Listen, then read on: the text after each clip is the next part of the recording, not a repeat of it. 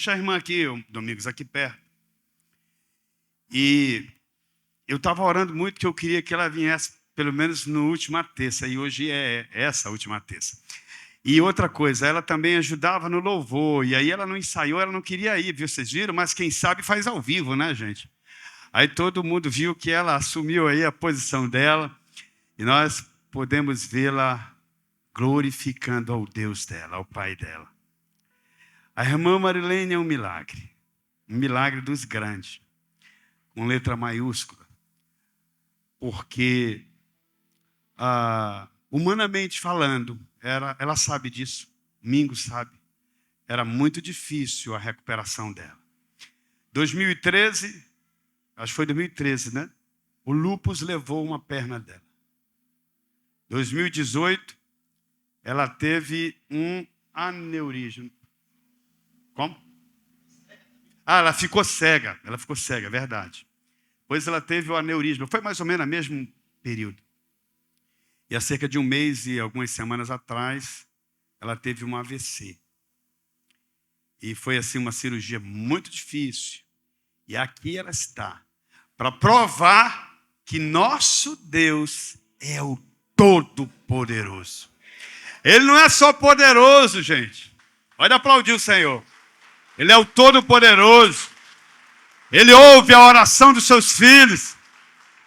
E a irmã Marilene está aqui para testificar que Deus é poderoso. Feche os seus olhos. Senhor, nós queremos expressar nessa hora a nossa gratidão ao Senhor. Paizinho, muito obrigado, porque naqueles dias que essa tua filha ficou ali internada, ela nunca ficou sozinha. Os teus anjos estavam lá, a tua presença estava naquele lugar. Eu sempre pedia ao Senhor que ela não se sentisse só, mesmo no momento em que ela estava inconsciente, enquanto se tratava. Senhor, obrigado, porque o Senhor mantém nela o fôlego da vida. Ele pertence a ti. Obrigado também, meu Pai, porque através da mensagem que a irmã Marilene prega, pela sua fé, pelo seu testemunho, muitos estão conhecendo o Senhor, o teu amor e o teu poder. Eu peço agora como igreja, dá à irmã Marilene, estenda a mão para cá, vida longa, cheia de saúde, cheia de paz, cheia da alegria do Senhor, e que o Senhor a prospere junto com o seu marido e a sua família em todos os teus caminhos. E, Senhor Deus, que ela cumpra integralmente o teu propósito para ela nessa terra. E que muitos saibam que o nosso Deus sara, cura e liberta também nos nossos dias.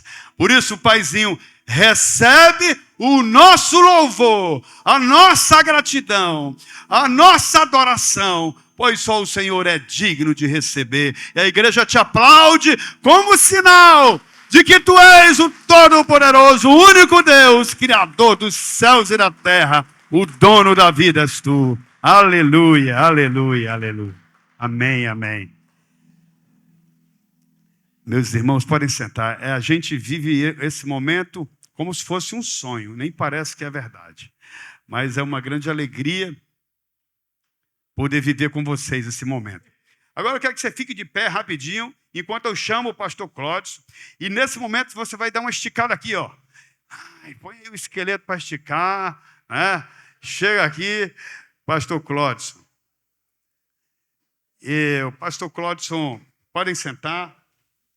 Pastor Clóvis, ele é aluno nosso de pós-graduação em aconselhamento bíblico.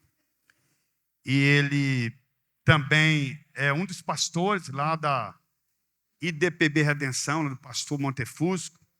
E um homem muito aplicado, um homem que vive continuamente no ministério de tempo integral. O Senhor nos deu a direção para que hoje ele pudesse ser o homem que Deus vai usar para falar conosco. Vamos orar por ele?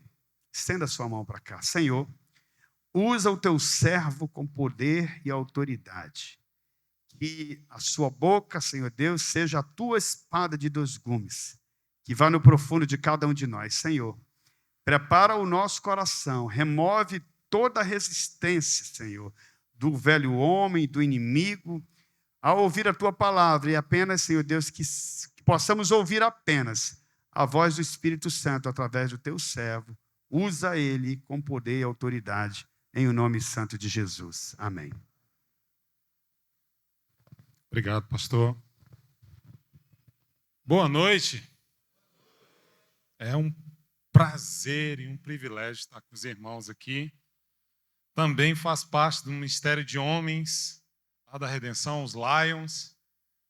E que tema maravilhoso, pastor. Resgate, busca na geração perdida.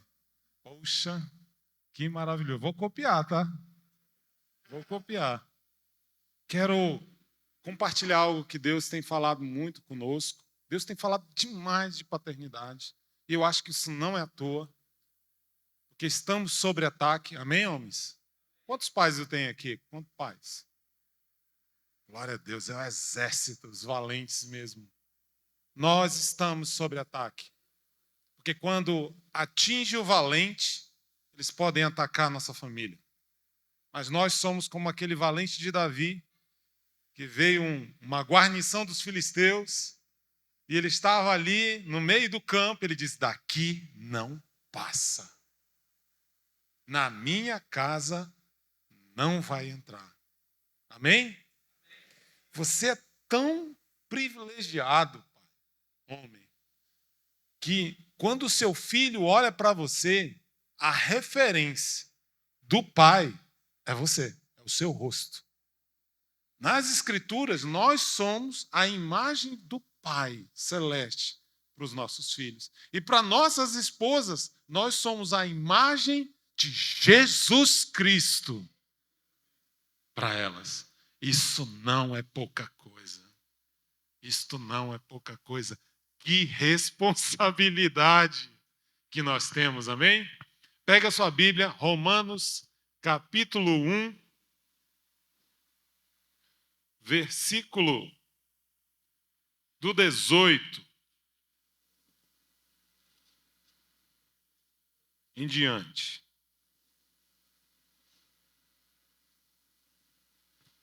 A minha versão é uma Thompson, mas dá para se acompanhar. Amém? Capítulo 1 de Romanos, versículo 18. Está escrito assim: do céu se manifesta a ira de Deus sobre toda a impiedade e injustiça dos homens, que detêm a verdade pela injustiça, visto que o que de Deus se pode conhecer, nele se manifesta, porque Deus lhes manifestou. Pois desde a criação do mundo, os atributos invisíveis de Deus, o seu eterno poder e a sua divindade se entendem e claramente se veem nas coisas que foram criadas. De modo que esses homens são indesculpáveis, pois, tendo conhecido a Deus, não o glorificaram com Deus, nem lhe deram graças. Antes, seus raciocínios se tornaram fúteis e seu coração insensato se obscureceu. Dizendo-se sábios, tornaram-se loucos e mudaram a glória do Deus incorruptível em semelhança da imagem do homem corruptível, bem como aves, quadrúpedes e répteis. Pelo que Deus os entregou às concupiscências de seu coração, à imundícia para se desonrarem seus corpos entre si. Mudaram a verdade do Deus em mentira, honraram e serviram a criatura em lugar do Criador, que é bendito e eternamente amém. Pelo que Deus os abandonou às paixões vergonhosas, até as suas mulheres mudaram suas relações sexuais por outras, contrárias à natureza. Semelhantemente, também os homens deixaram as relações sexuais naturais com as mulheres, inflamaram-se em sua sensualidade um pelos outros, como homem com homem, e cometendo atos indecentes, recebendo em si mesmos a penalidade merecida pelo seu erro. E como eles não se comportaram de ter o conhecimento de Deus, eles os entregou para o sentimento pervertido, para fazerem coisas que não deviam. estão cheios de toda iniquidade, prostituição, malícia, avareza, maldade, inveja, homicídio, contenda, engano e malignidade. São murmuradores, caluniadores, aborrecedores de Deus, injuriadores, soberbos, presunçosos, inventores de males, desobedientes aos pais e às mães, são nécios, infiéis nos contratos, sem afeição natural, irreconciliáveis e sem misericórdia. Que, embora tenham conhecimento da justiça de Deus, que não são dignos de morte os que tais coisas praticam, não somente as fazem, mas também aprovam os que as praticam. Oremos. Bendito seja o Senhor que nos deu a tua palavra. Bendito o Senhor que nos deu o teu Espírito. O Senhor não nos deixou órfãos. O Senhor fala através da sua palavra, porque a sua palavra, ela é a palavra de Deus viva, eficaz, poderosa. Ela corta, Pai. Eu peço que nessa noite o Senhor corte, Senhor Deus, juntas e medulas e atinge no cerne daquilo que não vem da parte do Senhor. Traga rema, revelação profunda da parte de Deus, pessoalmente na vida dos meus irmãos e na minha também, que sou carente da tua graça, Senhor. Abençoa-nos nesta noite, Senhor Deus, que não haja acusadores sobre nós, porque já basta acusadores, mas que haja revelação, liberdade, graça, e em teu nome seja exaltado. Senhor Jesus, não há nome acima do teu nome, e tu és o reto juiz, também é o nosso advogado fiel. Eu peço, Senhor Deus, que nos dê estratégias, revelações de como conduzir a nossa vida de uma maneira que glorifique o Senhor, na nossa família e nessa sociedade que tanto, Senhor Deus, tem se afastado do Senhor. Por isso eu peço a tua bênção, especialmente sobre nós nesta noite, em nome de Jesus. Amém. Amém. Que texto pancada, né, irmãos? Lutero, quando Lutero era apaixonado por Romanos, ele dizia que era o pequeno evangelho, porque quando ele começa o capítulo 1, ele está dizendo por que as coisas estão como estão. Tem um livro do Mário Sérgio Cortella que ele fala, por que eu faço o que eu faço? Né? Às vezes a gente está num bonde andando, irmãos, nós estamos num bonde andando. Nós estamos numa passagem da história. Nós fomos inseridos dentro desse tempo. E para nós esse é o pior tempo de todos.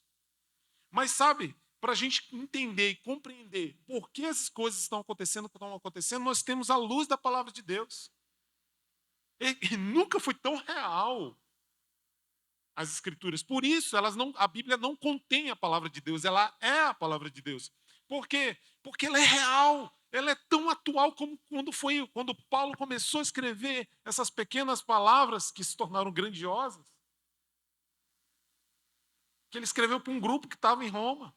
Ele nem tinha ido em Roma ainda, e ele estava dizendo, eu quero mostrar para vocês por que está acontecendo isso, eu quero que abrir os olhos do entendimento de vocês para o que está acontecendo em Roma. Roma era linda, era branca, era resplandecente, era a joia do mundo antigo. Mas quando você entrava por ela, era muito parecido com Sodoma. Tantos ídolos. Paulo, quando andou em Atenas, ele viu tantos ídolos, tantos ídolos, tantos ídolos. Paulo era estrategista. Quando ele chegou lá, ele não falou. Acho que a vontade do Paulo, que Paulo também era meio, né, esquentado. Acho que a vontade dele era chamar seus pecadores, pagãos. Ele diz: vejo que sois muito religiosos. No seu discurso no Partenon. Da mesma maneira, eu quero dizer para vocês que Paul Washer fala que pornografia é um ídolo. Imoralidade é um ídolo. Mas quando você lê a carta de Paulo, você vai entendendo algumas coisas. O Steve Galler também fala que é uma espiral de degradação. Um abismo atrai outro abismo. Por que as coisas estão desse jeito? Por que a gente está com uma carência de paternidade? Por que as nossas famílias estão desse jeito? Porque filhos de crentes estão passando por essas situações. Irmãos, nós estamos gradativamente sendo encharcados em um mar terrível de iniquidade. Quando você pega o Éden, você vê que a primeira coisa que acontece é uma rebeldia. Eva comeu do fruto. Eu vou falar Eva comeu do fruto, você pode dizer, ela foi enganada, que foi o discurso que ela deu para Deus, né? Mas Adão não foi enganado. Foi. Não vou entrar na questão da Eva aqui, deixa a Eva quietinha no cantinho dela. Mas Adão foi enganado, irmãos? Sim ou não? Ele olhou para a mulher, ele olhou para Deus, ele lembrou o que Deus tinha falado, ele viu o que a mulher tinha feito, e ele deliberadamente decidiu seguir o caminho dela. Sabe, quando ele começa a falar com a carta aqui, ele começa a dizer, Deus está irado. O pregador que ele diz que é Pecadores, o sermão famosíssimo de Jonatas Edwards, né? Pecadores no mundo de Deus irado. Deus está irado contra o que está acontecendo, sim. E ele vai explicar por quê. Sabe? Se a gente olha essa revelação que Cristo nos deu, de Deus como Pai, que foi tão bombástica no tempo dele, você imagina, Paulo estava escrevendo aqui, era como um pai que está irado com seu filho. Qual o pai que quer que seu filho cometa e vá por um caminho na qual ele não designou para ele?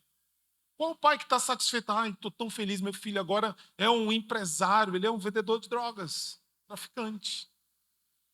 Conseguiu o carro que ele queria, conseguiu a televisão curva que ele queria, ele tem a casa que ele queria, e ele é um traficante. Qual pai que ficaria feliz com isso, irmãos? Você não ficaria ao mesmo tempo, por quê? Por que ele está por esse caminho? Há uma espiral que foi rebeldia. Logo depois, a gente chega em Noé. O que está acontecendo na época de Noé?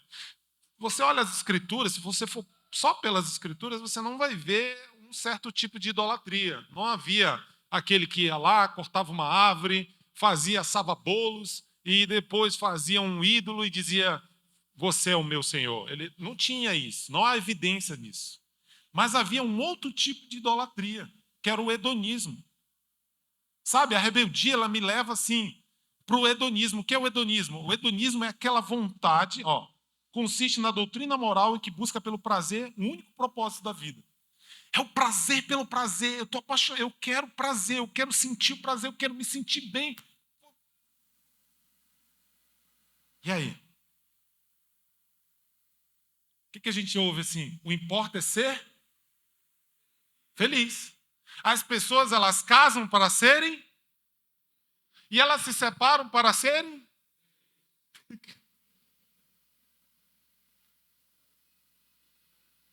Tem alguma coisa errada. Eu estou casando para ser. Alguém quer casar para ser infeliz aqui? Puxa, eu quero casar com uma megera. Puxa, eu quero uma mulher terrível para cuidar de mim. Não, todo mundo quer casar. Gente, a gente fez curso de noivo. Eu e minha esposa assumimos o curso de noivos há pelo menos 14 anos. Na pandemia, houve 14 casais nesse curso de noivo, inclusive 2 que não eram cristãos. Houve um medo repentino de morrer solteiro. E eu fui para a maioria desses casamentos, porque a vantagem de quem faz o curso de noivo é porque todo mundo te convida, né? Eu digo, eu só quero o meu dízimo do bolo. Todo mundo está rindo, todo mundo está feliz, todo mundo está alegre, todo mundo está apaixonado. Aquelas músicas, e aquele choro, e as que estão dizendo é a minha vez, e os caras dizendo ainda não. Tem tudo. Só que você encontra algumas pessoas anos depois, aquele jardim florido virou um pântano. É a vontade de Deus que seja assim? Nunca foi a vontade de Deus. Mas essas pessoas dizem assim, eu tenho que me separar porque eu preciso ser feliz. Eu tenho que me separar porque eu só tenho uma vida. Puxa, esse é o mal de você não ter Cristo, porque você só tem uma ficha. Você só está preocupado com aqui e agora. E o hedonista, ele está preocupado com aqui e agora. O hedonista, ele sempre está correndo. Ele é igual a coisa, né? Sempre está querendo mais e mais. Nunca se satisfaz. E aí você diz, mas espera aí, eu não ensino meus filhos isso, será? Você diz assim, vai fazer uma faculdade agora, porque essa vai te dar muito dinheiro. E para que você quer dinheiro? Para ser? Quem está escolhendo sua faculdade? Quem está escolhendo a faculdade do seu filho? Você sabia que você não é o provedor da sua casa?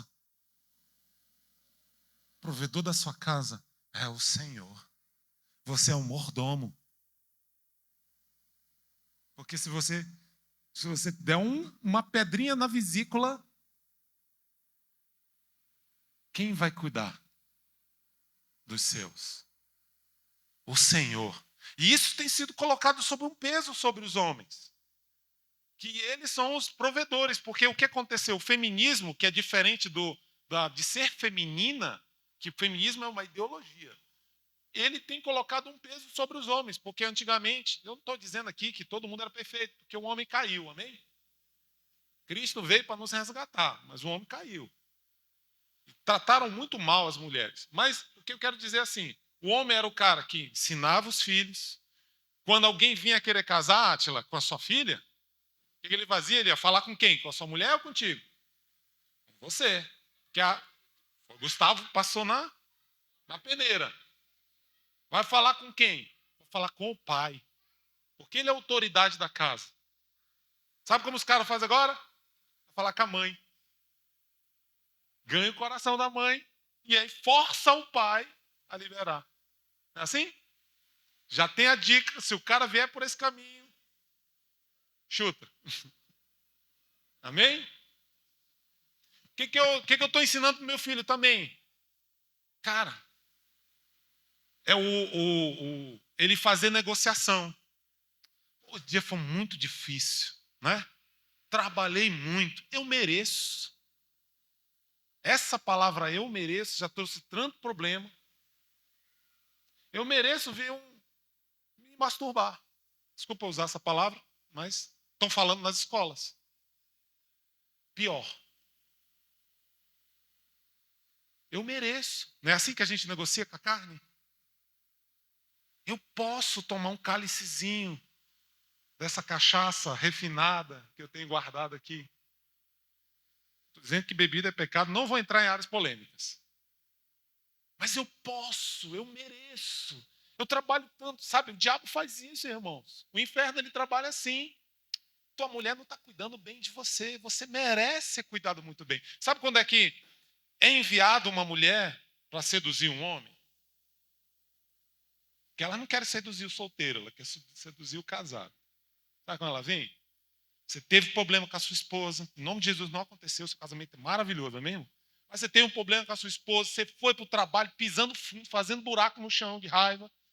Chega lá no trabalho e alguém chega assim, com a linguinha meio partida. E fala assim, não é possível que essa mulher está tratando um homem tão bom desse jeito. Se fosse eu...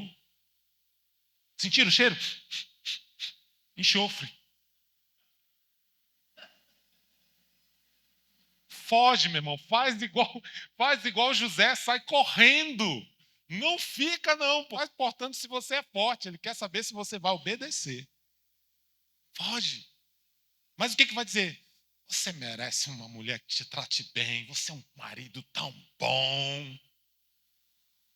Hedonismo. Sabe qual foi a sentença de Deus para o hedonismo? Água. A ver se lavava a terra. Deus ficou irado com o hedonismo, porque o hedonismo, eu estou falando de uma maneira que esse pastor não é tão terrível, tão terrível. Eu vou lá e pego essa Bíblia, é minha. Por que eu estou pegando essa Bíblia aqui? Porque eu posso, porque eu sou mais forte do que você. Você imagina as atrocidades que foram feitas por alguém que acha que pode?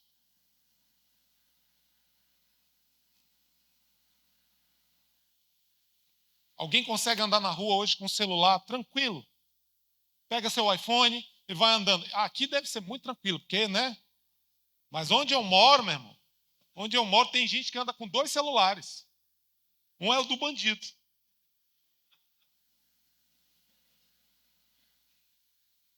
só na minha região, no Ilé ali, o antigo planeta dos macacos, que é assim.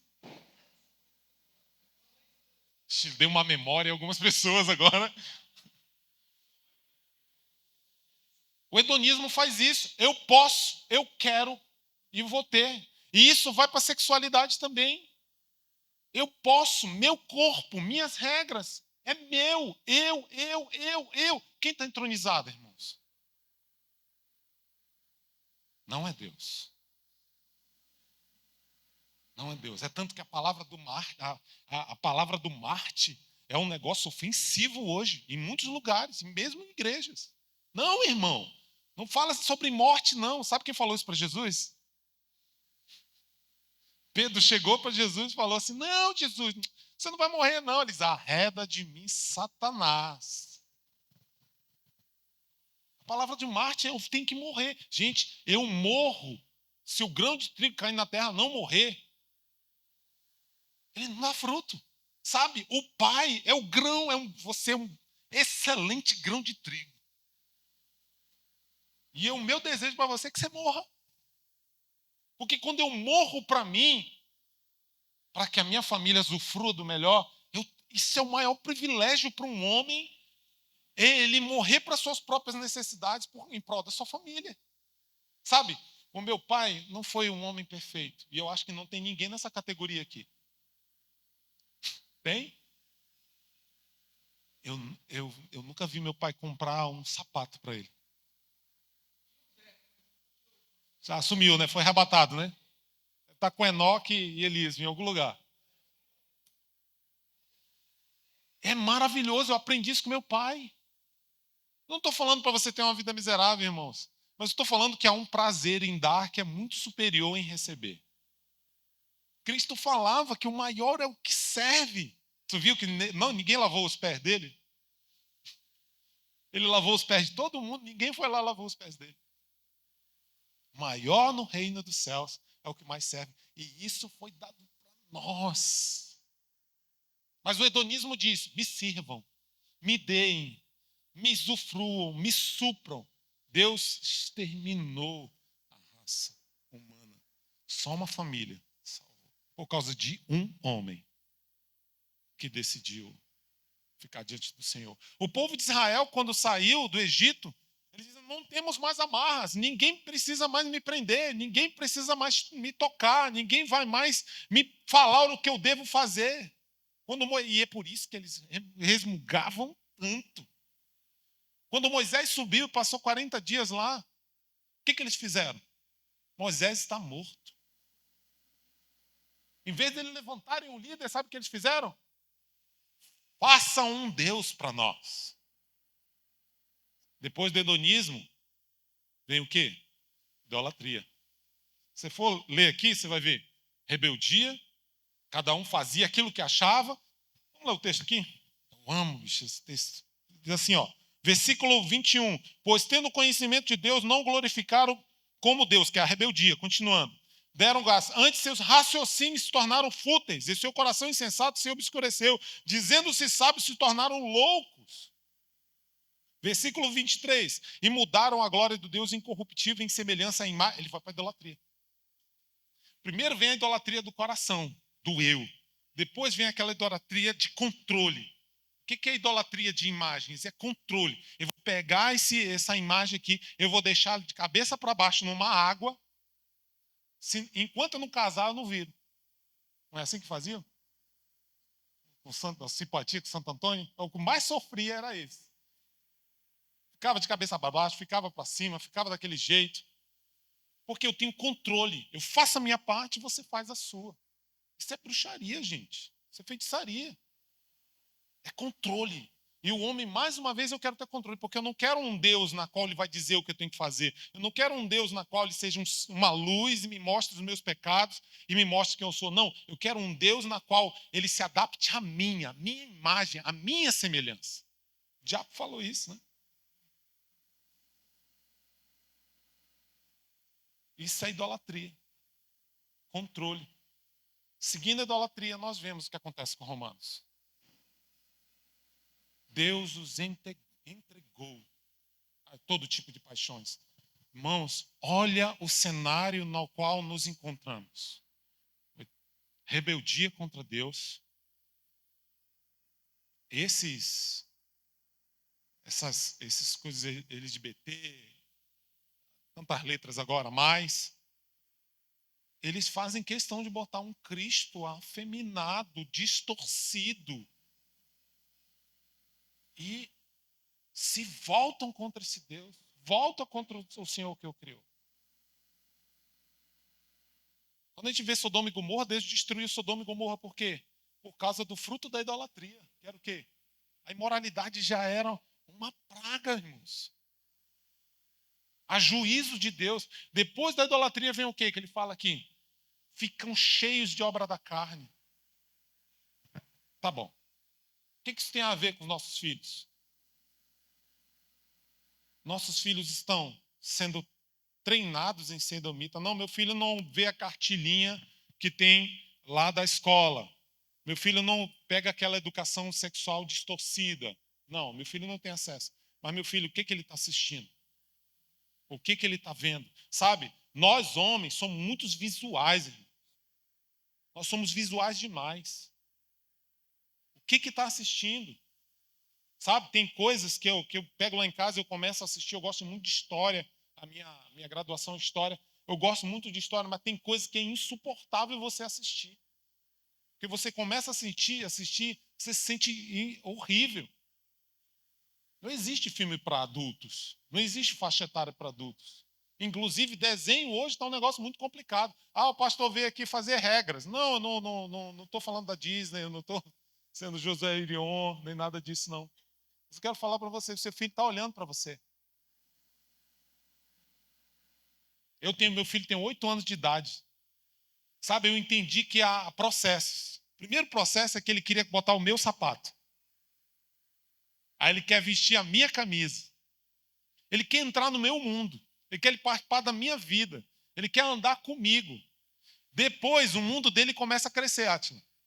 E aí ele quer me chamar para o mundo dele. Dia desse, eu virei flamenguista.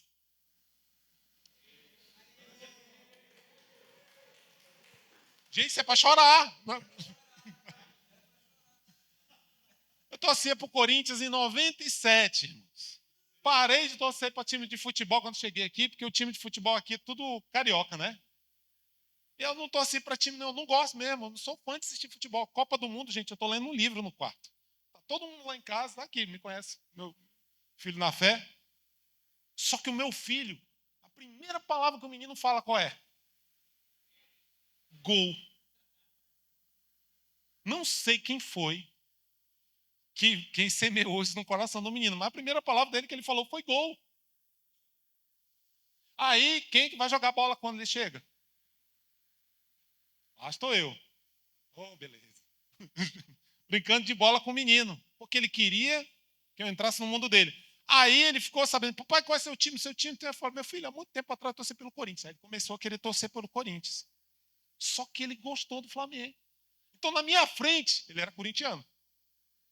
Nas minhas costas, ele falava, Alexa, toca o time, toca a música do Flamengo. Ele está lá ouvindo. Aí a minha esposa chegou comigo, muito desatento, minha esposa chegou comigo, meu filho, amor, o Estevão quer ser flamenguista, mas ele está com vergonha de você. Sabe, seu filho te admira, seu filho quer andar com você, seu filho quer entrar no seu mundo, seu filho quer participar da sua história, ele quer que você participe da dele.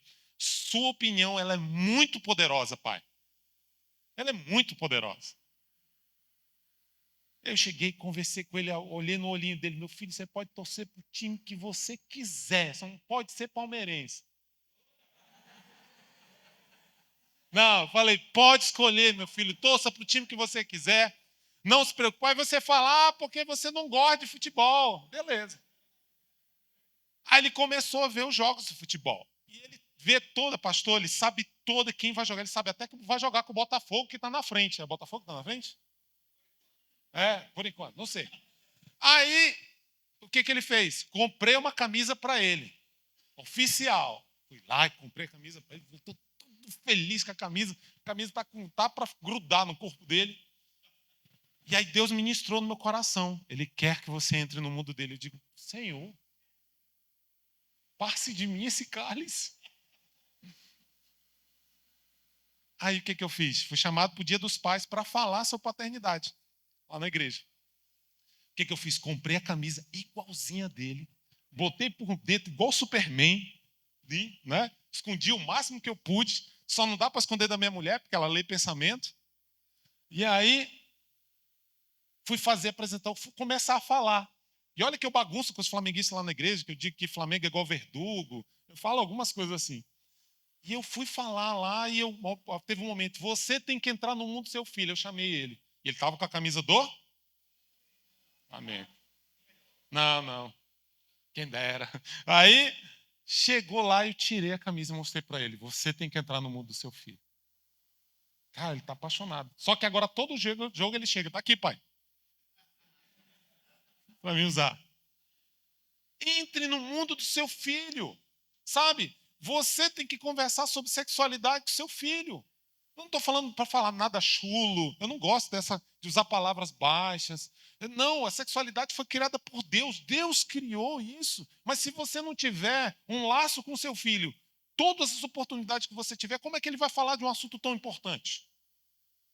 Ainda mais nesse mundo que ele não sabe se ele é menino, se ele é menina, se ele é uma árvore, se ele é um cachorro, se ele é um dinossauro. Como é que... Gente, está uma confusão.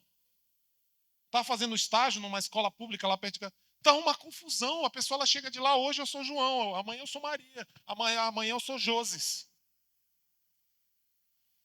Está uma confusão, gente. Olha a confusão que está na cabeça dos nossos filhos. Aí você diz, meu filho já é adulto. Você vai ser avô. Você pode conversar. Sabe, a nossa geração não foi ensinada a ser pais, com raras exceções. Acho que só dentro da igreja hoje está ensinando sobre ser pai. E a importância de ser pai e o poder de ser pai. Porque em todos os lugares você não pode falar com as crianças, você não...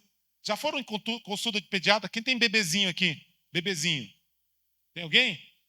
E aí, tu foi no pediatra junto com a esposa? Eu fui no pediatra todas as vezes com o Estevão.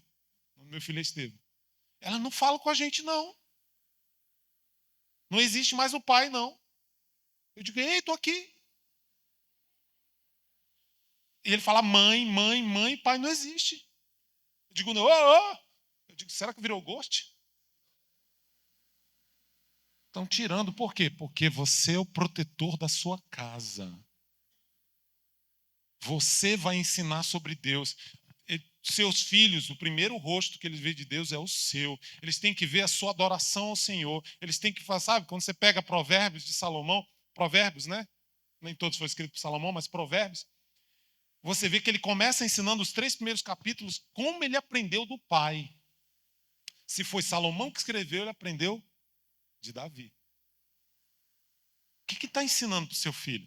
Sabe, eu conto história para o meu filho toda noite. Ele, papai, tem historinha? Eu digo, poxa, meu filho, papai está acabado. E vai de tudo. Todas as histórias iniciais que eu tinha já foram. De Peter Pan, foram tudo, né? Agora é cachalote voadora. Revolta dos macacos. Eu estou igual viu aquele 1001 Noites, né? Toda noite a Sherazade tinha que fazer uma história para o sultão. Toda noite tem que contar uma história para o meu filho. Sabe o que eu estou fazendo? Estou criando memórias. Eu estou ensinando ele a ser pai. Só para finalizar aqui, essa questão de paternidade. Eu sei que estou falando sobre sexualidade, mas não tem como você falar com sexualidade do seu filho se ele não enxergar como você é apaixonado pela sua esposa. Porque da maneira que você trata a sua esposa, é como seu filho vai tratar a esposa dele e a sua filha vai querer um homem, um marido, no mesmo padrão. Gente, aí você diz, é muito difícil. Por isso que Paulo dizia, não casa alguns. Casamento é um investimento para a vida toda. Eu passei o dia inteiro trabalhando. Chegou no final da tarde, o cara pensa o quê? Poxa, minha Coca-Cola, o meu sofá, e eu vou assistir o jornal. Quem gosta de jornal, né? Só que chega lá em casa, quem é que está lá dizendo? Papai. E a esposa, vem cá, marido, vem cá, marido, vem cá, marido. 15 mil palavras, vem cá, marido. Quem é? Aí você diz, aí você pergunta, meu Deus, eu trabalhei o dia. Não, você trouxe sustento, seu ministério começou agora, 6 horas. Beleza, começou, vai. Isso é família. Olha o que a Bíblia diz. Ensina para o teu filho, inculca em todos os momentos, desde o entrar e o sair da casa. Ensina, pai. Eu tenho ensinado meu filho a ser um homem. E não é fácil, porque o mundo está contra a maré todo o tempo ensinando ele a ser uma coisa que não é a imagem e semelhança de Deus.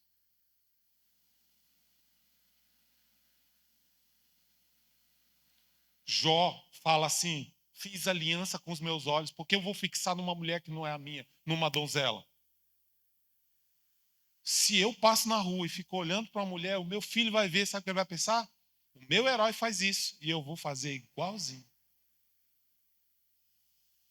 Deus nos chamou para uma excelente chamado, ser a imagem e semelhança do Filho e ser a imagem e semelhança do Pai. Sabe, alguém pode dizer assim para o seu filho, dizer, quem me vê, pode dizer, vê o Pai? Eu posso dizer, eu estou perseguindo isso, pastor. Estou perseguindo ser isso. E de vez em quando eu dou umas erradas, mas eu estou perseguindo. Meu pai me marcou sendo um homem abnegado para a família. Eu quero marcar a história do meu filho também. Quando eu tiver a oportunidade de conversar com o Estevão, vou mostrar para ele que sexo é uma coisa maravilhosa. É claro que eu não vou chegar com um menino de 8 anos de idade e eu vou falar como é. Mas a verdade é que ele está querendo buscar essa informação de mim. Se ele não encontrar, quem é que vai dar a informação para ele? Eu sou da época das gangues. Alguém já ouviu falar de gangues? Aqui em Manaus tinha gangues? Galera. Era aquele negócio que você vinha, o pessoal vinha da festa, aí tinha galera, cada um com teçado, com a foice, com alguma coisa assim. Ei, chefe de galera aqui? Meu Deus do céu. Olha a denúncia. Olha a denúncia. O Átila era o pior de todos, né? Fiava o facão no chão assim, ó. Qual era a estratégia das galeras? Filhos sem pais ou com pais ausentes que deveriam dar importância, entrar no mundo dos filhos, participar da história deles, dizer o quanto eles são fortes, o quanto Deus os ama, que é isso que Deus falou para Jesus: este é o meu filho amado, em que me dá muito prazer. Isso o pai deveria falar, rito de passagem. Como ele não tem isso em casa, ele vai lá na rua. Aí chega numa gangue e a gangue diz assim: você é o cara, você é poderoso, ninguém vai mexer com você. Ele está sendo, ó, o mundo está fazendo isso assim, ó, com nossos filhos. Enquanto deveria ser você, que Deus escolheu para fazer isso. O seu legado para o seu filho não é um carro, não é uma casa. Gente, eu vi tanto, nessa pandemia agora, nunca fui tão pastor como fui nessa pandemia. Fui em tanto velório e vi tanta gente chorando, abracei tanta gente contaminada, peguei 3 vezes Covid. O pessoal disse que não pega a primeira vez, eu peguei 3. As 3 rodadas eu peguei. Que era eu ou meu pastor, que já era idoso. Tem que ser eu, né?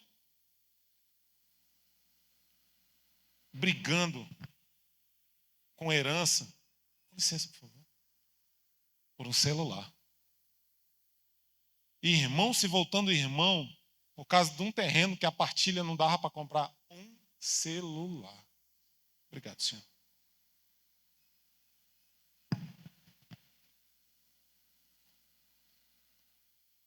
Meu pai mora comigo. Meu pai mora comigo. Senhor Assunção. Tinha uma história terrível com meu pai. Terrível. Nós fomos inimigos a vida inteira, assim. Eu fui rebelde com ele a vida inteira. E ele não sabia lidar com a minha rebeldia. Quando eu encontrei com Cristo, fiz veredas antigas. Fui dar um abraço. Vem cá, pastor. Fui dar um abraço no meu pai.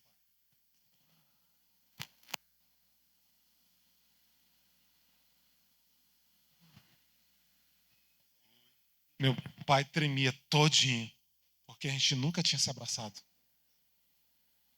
Veredas Antigas é fantástico, gente. E meu pai tinha um preferido, que era o do meio, não era eu. Por quê? Porque eu era um cabeçudo, né? E a Bíblia fala que os filhos têm que honrar os seus pais como ao Senhor. Hoje meu pai mora comigo, numa casa do lado. Está aqui a minha casa, meu pai mora na casinha dele do lado. Eu e meu irmão pagamos o aluguel dele, pagamos as despesas dele, cobrimos as despesas dele. E às vezes meu irmão não consegue e Deus me supre. Sabe, gente, a minha luz era quase R$ 500. E hoje eu pago R$ 200 de luz e eu pago 300 dele. Deus, ele faz as coisas, né? E o meu filho foi quem me resgatou a minha relação com meu pai mais forte, mesmo depois de Veredas. Ele falou: vovô, o senhor não está vindo aqui em casa. E ele veio e foi morar com a gente. Aí Deus me mostrou uma coisa. O senhor vai ser meu pai aqui, tá? Porque o senhor é muito mais velho do que eu. Quantos anos tu tem? 15? 24. Tá. 24, 43, 67. Tudo na mesma medida. A idade do dele é quase lá. Eu joguei por baixo, ajuda. Me ajuda. Aí o que acontece? O meu pai teve uma época que eu estava na posição dele de filho e o meu pai nessa posição de poder, que é do chefe da família. E meu avô, que ele já não era mais o chefe da família. Ok? Eu estou na esfera de poder. Eu estou no auge da minha beleza. Diga amém, gente, profetiza. Estou no auge da minha beleza, mas estou no auge da minha força. Não preciso, eu posso dizer assim, eu não preciso de ninguém, eu estou cuidando do meu filho, quem manda no meu filho sou eu, e quem manda no meu pai sou eu, porque eu é que pago as contas, eu de novo, né? Beleza. Aí eu trato mal meu pai, porque meu pai foi ruim para mim no passado e agora eu estou espezinhando, porque eu, né? O que meu filho está aprendendo? O que eu estou ensinando para ele? Que no dia que isso é esfera de poder é pisar nos outros, né? Esfera de poder é mandar nos outros, é ser servido por todo mundo, isso é esfera de poder, né? Quando você estiver na minha posição, eu estou lascado, desculpa a palavra, estou frito. Porque eu ensinei a ele como me tratar na velhice. O que o Senhor Jesus nos diz? Que o maior é o que mais serve. Então, eu sirvo o meu filho, eu cuido dele, eu viro flamenguista por causa dele. Eu sirvo o meu pai, apesar de tudo que aconteceu, eu sirvo o meu pai, eu amo o meu pai, dou um beijo na careca do meu pai, eu compro um presente para o meu pai, eu pego o meu filho para dar um presente para o meu pai e tal. O que eu estou ensinando ao meu filho? Poder é servir. Sabe o que eu estou fazendo como esperto? Preparando minha velhice. Estou semeando. Isso é o que a igreja tem ensinado. É a minha oportunidade, depois de 40 anos dele cuidar de mim, eu poder ter o privilégio de cuidar do meu velhinho, de comprar o peixinho para ele, de cuidar dele. Eu estou honrando ao Senhor e estou projetando uma vida longa, e como diria Spock, próspera. É a minha versão de honrar pai e mãe. Amém? Pode dar uma salva de palmas para Jesus?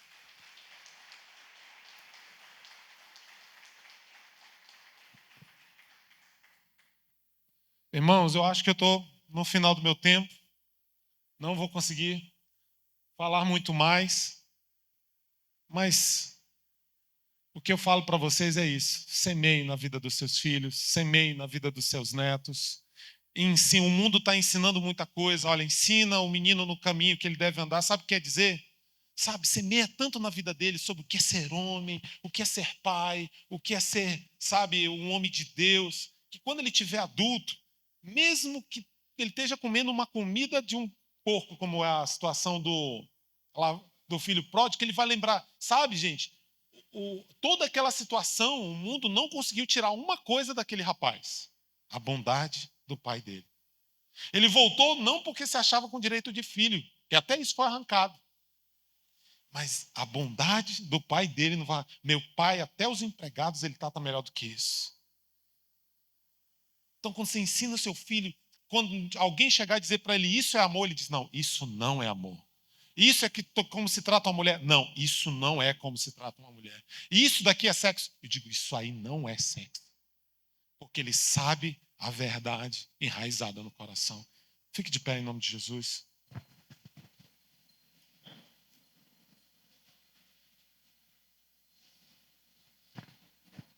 Pastor, passo o apelo para o senhor?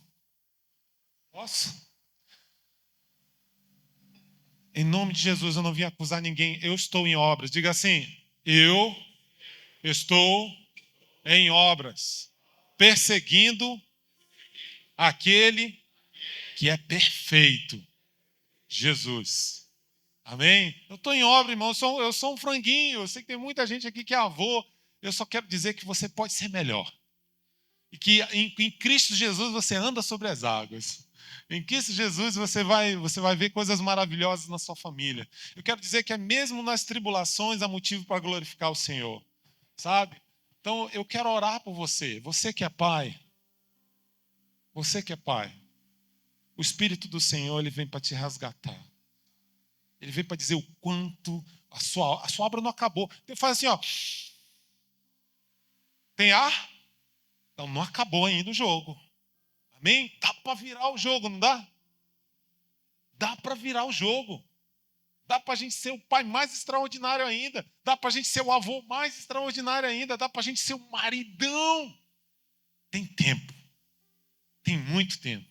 Por isso eu quero orar por você, o abençoando. Então eu quero que, se Deus falou o seu coração, levante as suas mãos. Levante as suas mãos. E diga assim: Senhor Jesus. Ó Senhor. O Senhor é o grande Pai. É o meu Pai. E eu preciso, Senhor, subir nessa montanha para comer e beber na Tua presença. Para ser este paizão que o Senhor me chamou para ser. Para ensinar a todos aqueles que o Senhor colocou na minha mão, para como um fruto, como um talento, como alguém tão precioso, para apresentar para o Senhor um dia nossos filhos, nosso casamento. Senhor Deus, eu peço, Senhor Deus, misericórdia por todos os meus pecados, contra o Senhor e contra a minha família. Mas eu peço a Tua graça, que é superior, para que eu possa cumprir o meu mandato em minha casa. Em nome de Jesus. Amém. Deus os abençoe. Obrigado, pastor Clodson. Glória a Deus. Sente um minutinho, por favor. Quando aquele rei lá, com medo do povo de Israel, tentou contratar o profeta Balaão, né? Tudo que ele fazia, a bênção, a maldição não chegava porque era um povo abençoado. Você lembra dessa história? Você sabe como foi que ele conseguiu entrar para quebrar a bênção? Com sexo. O conselho de Balaão foi esse: se deita com as mulheres deles, porque eles não devem se envolver com outras mulheres, com mulheres de outros povos. Eu tenho visto um pouco disso, pastor Cláudio, hoje. Dificilmente um menino chega na sua vida adulta virgem. Às vezes ele é abusado pelos próprios parentes. E nós precisamos lutar para resgatar os nossos filhos dessa maldição. Porque a sexualidade tem a ver com a identidade e ela nos liga com Deus. O casal, ele comunica ou deixa de comunicar. Faça assim, ó, comigo. Põe teu dedo assim, ó.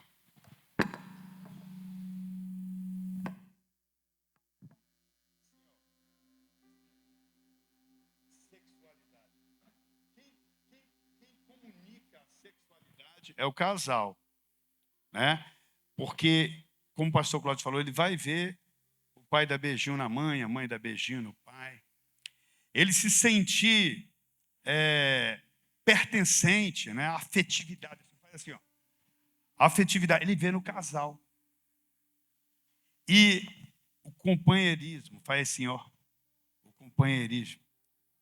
Ele vê o casal junto, é a ideia de equipe. Nós já falamos muito sobre isso aqui, os mais antigos, aqueles amigos de fé, sabem disso. E outra coisa, no Antigo Testamento, quando uma menina era violentada, por exemplo, se fosse pego o cara, normalmente era pego, ele pagava com o quê? Com a própria vida, porque ele tinha violentado a alma daquela pessoa. Então você vê como nós estamos vivendo um tempo de quebra. E o sistema hoje ensina que a maneira de dominar as populações através da política começa com o sexo. É o que ele leu aqui.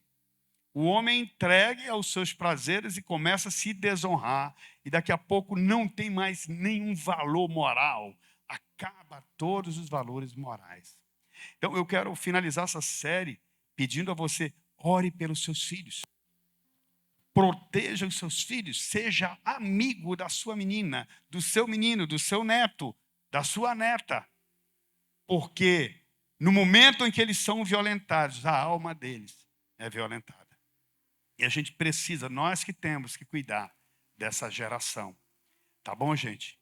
Guardem isso. Se Deus quiser, ano que vem, nós teremos um tema semelhante a esse, na série Paternidade, porque nós precisamos nos guiar, nos conduzir pela palavra do Senhor.